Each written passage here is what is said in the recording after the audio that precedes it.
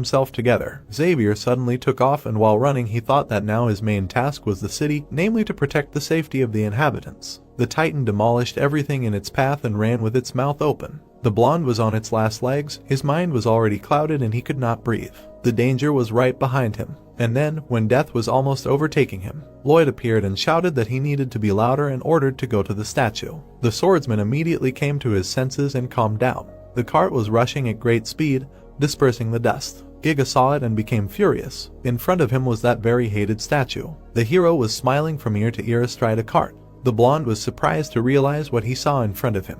Peapodon was pulling a cart with a statue with dangling limbs, and the protagonist was shouting insults and calling for an attack. Then the monster reached the extreme level of rage and froze for a moment. The Titan let out a wild scream that was heard throughout the area. Lloyd put a wild smile on his face and thought that he liked this reaction. And then he remembered how they fastened the statue and thought that they even surpassed themselves and that it was still the right decision to trust the Count.